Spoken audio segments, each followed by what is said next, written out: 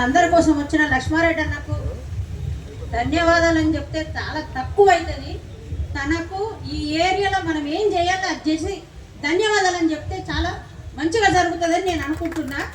ఈ చెరువు గురించి మేము పడ్డ కష్టాలు ఎవరు వాళ్ళని ఈ ఏరియాలో పడ్డ కష్టాలు, పడవలు వేసుకొని తిరిగినాం, దోమలలో ఉన్నాం, ఎందరికో ఎన్నో రోగాలు. ఇక్కడ హాస్పిటల్ ఉన్నాయి, లైన్ పట్టి ఇక్కడికి వెళ్ళి అక్కడ దాకా లైన్ పట్టి హాస్పిటల్ ఒక్కొక్కళ్ళ ఇంటి ముందాట దోమలు అంటుకొని తినొచ్చు, అంతగానం వచ్చినాయి దోమలు.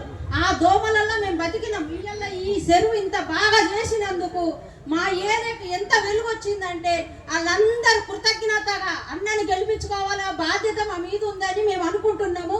ఇంటింటికి తిరిగి మేము అన్నకు ఓటేపించే బాధ్యత మాది. పిల్లలకు కానీ ఎవరికైనా కష్టం వచ్చిందంటే వెంటనే తన దగ్గర ఉండి చేపిస్తాడు. అట్లనే రాజరెడ్డి అన్నతో కూడా నేను 5 ఏళ్ళు కాదు 11 ఏళ్ళు పనిచేసిన. అప్పుడు కూడా అన్నతో ఉన్నప్పుడు కూడా నాకు ఏ కష్టం లేదు. ఇప్పుడు లక్ష్మారెడ్డి అన్నతో ఉన్నప్పుడు కూడా నాకు ఏ కష్టం లేదు. ఇట్లాంటి ఎమ్మెల్యేలు ఏరియాకి ఒక్కళ్ళు ఉంటే ఏ పబ్లిక్ కష్టపడదని నేను కోరుకుంటున్నా. అందరికీ ధన్యవాదాలు, నమస్కారాలు. అందరం ఇక్కడ పుట్టి పెరిగిన వాళ్ళము.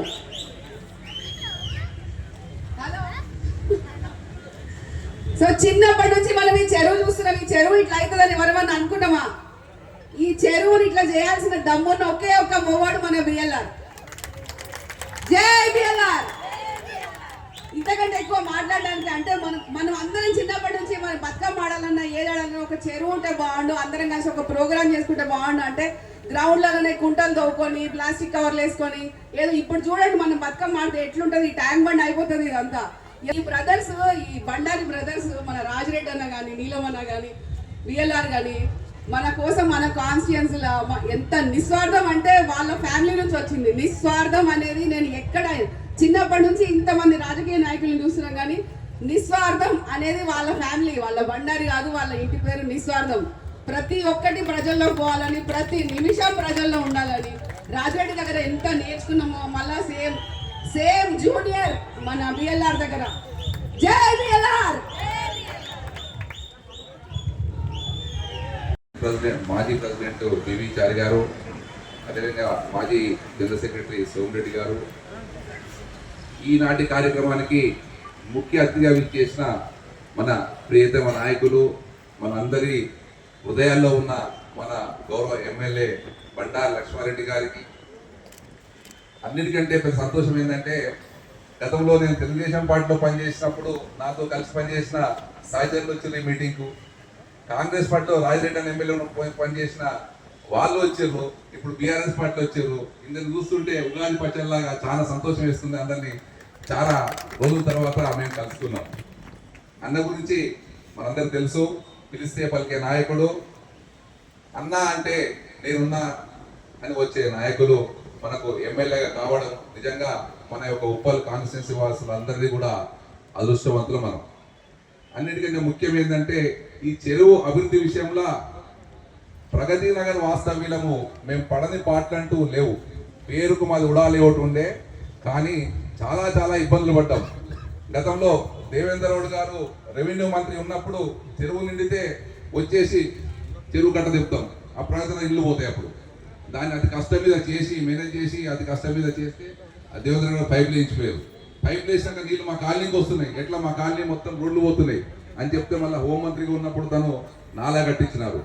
తర్వాత ఈ విధంగా ప్రతిసారి అస్తవ్యస్తమే. చెరువు నిండితే అతివృష్టితో మేము ఇబ్బంది పడ్డాం, ఎండిపోతే మా భూగర్భ జల అట్టడిగిపోయి అట్లా ఇబ్బంది పడ్డాం. తర్వాత మురికి నీళ్ళు వచ్చినప్పుడు కూడా చాలా ఇబ్బంది పడ్డాము. ఇప్పుడు నిజంగా కూడా మా ప్రగతి నగర్ వాసులం అందరం కూడా చాలా చాలా ఎప్పుడైతే అన్న ఎమ్మెల్యే గారు మీ చెరువు అభివృద్ధి 19 కోట్ల సంఖ్య చెప్పగానే అందరికంటే ఎక్కువ కూడా మేము చాలా సంతోషపడ్డాం. ఈ విషయంలో గతంలో రెవెన్యూ మంత్రి మన ఇరిగేషన్ మంత్రి హరీష్ రావు గారు ఉన్నప్పుడు కూడా ఆయన దగ్గర పోయి కూడా సంప్రదించాము. కానీ నిజంగా కూడా ఇంత త్వరలో మాకు ఈ యొక్క పనులు జరుగుతాయి. ఈ రకరకాల ఎందుకంటే కొంతమంది తెలియక ప్లాట్ కొనుక్కోరు, రకరకాల ఇబ్బందులు. వాళ్ళు కూడా ఎవరిని నొప్పించకుండా అందరిని ఒప్పించి మన ఒక కార్యక్రమాన్ని విజయం చేసేందుకు ముందుకు వచ్చిన మన గౌరవ ఎమ్మెల్యే బండారు లక్ష్మారెడ్డి గారికి పేరు పేరున అభినందనలు కృతజ్ఞతలు తెలుపుతూ మళ్ళొకసారి మా ప్రగతి తరఫున మళ్ళొకసారి మీకు ప్రత్యేక అభినందనలు తెలియజేస్తూ మీ అవకాశం ఇచ్చిన ఈ సమావేశానికి చాలా ధన్యవాదములు. థ్యాంక్ యూ అన్న. మళ్ళీ ఒకసారి ఇది అయిన తర్వాత మా కాలనీ ప్రత్యేకంగా మిమ్మల్ని ఆహ్వానించి మేము సన్మానం చేసుకుంటామని తెలియజేస్తున్నాము. జై బిఎల్ఆర్.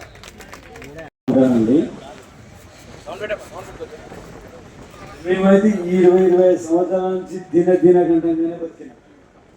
ప్రతిరోజు సమస్య, అప్పు అయితే సమస్య, ఇంకా వర్షం పడతానంటే మాకు ఏ సమస్య వస్తుందో మాకే అర్థం కాదు. అటువంటి పరిస్థితుల్లో బతికినాము, చాలా ఇబ్బంది పడ్డాము.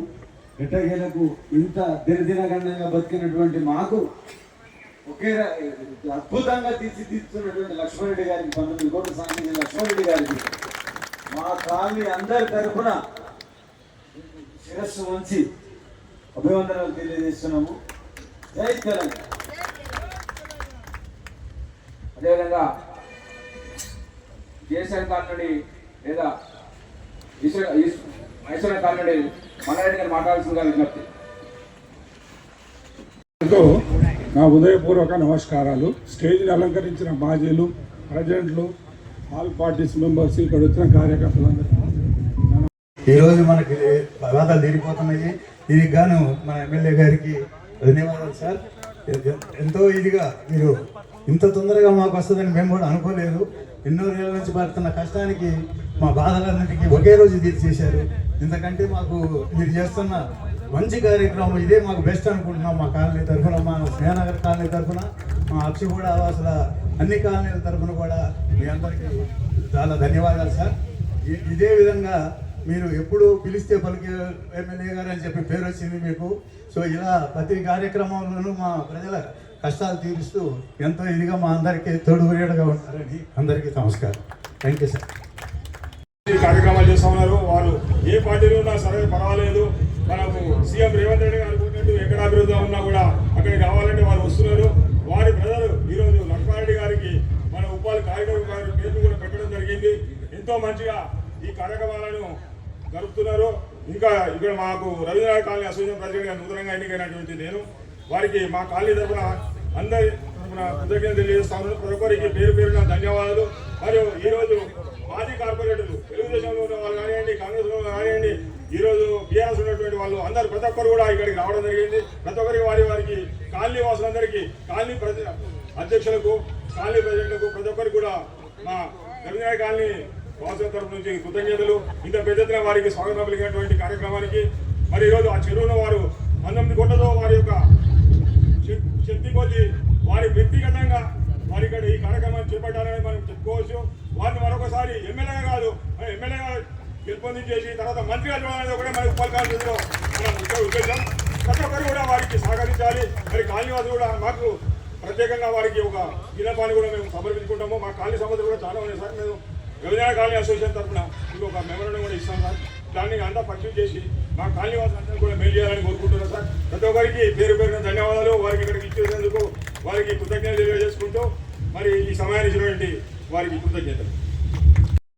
నాయకత్వంలో మేము సైనికులుగా పనిచేసినందుకు మా అదృష్టంగా భావిస్తున్నాం. మేము ఎల్లప్పుడూ పొద్దున 7 గంటల నుంచి రాత్రి 11 గంటల వరకు ప్రజల్లోనే ఉంటూ ప్రజా సమస్యలను పట్టించుకుంటూ సొంతంగా వాళ్ళను ఎక్కడికి తీసుకెళ్ళాలి, ఏ డిపార్ట్మెంట్కి తీసుకెళ్ళాలి, వాళ్ళ సమస్య ఎలా సాల్వ్ చేయొచ్చు అని వాళ్ళ ఎంబడెళ్ళి వాళ్ళ కష్టాలని తీర్చే వ్యక్తి.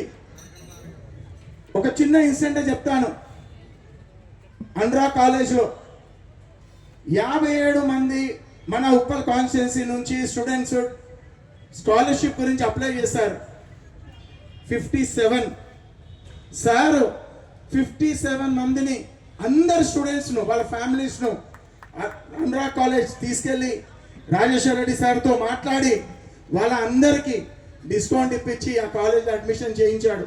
ఇది మొదటిసారి కాదు, పోయిన సంవత్సరం కూడా చేయించాడు. మీ అందరికీ తెలుసు, మెడికల్ స్టూడెంట్స్కి అది చెప్పాల్సిన అవసరం లేదు. మా కార్యకర్తలకు, నాయకులకు సార్ ఒకటే చెప్తాడు, నేను ఎలక్షన్లో అన్ని కాలనీలు తిరిగినప్పుడు మీకు జిందాతిల్ అస్మాత్ లాగా పనిచేస్తాను నేను. ఆ జిందాతిల్ అస్మాత్లో ప్రతి కాలనీలో మీరు కార్యకర్తలు కావాలి.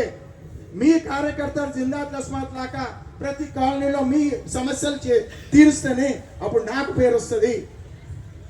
వాళ్ళకు ఏ ఎల్లకాలంలో ఏ ప్రాబ్లం ఉన్నా సార్ దృష్టికి తీసుకెళ్ళండి, నేను చేస్తాను. కాలనీ వాళ్ళని తీసుకొని రండి, వాళ్ళకి ఏం ప్రాబ్లం ఉందో చేస్తాను. సార్ నిజంగా సార్ మీ నాయకత్వంలో మేము పనిచేస్తున్నందుకు అదృష్టంగా భావిస్తున్నాం సార్. Thank you. జై బిఎల్ఆర్.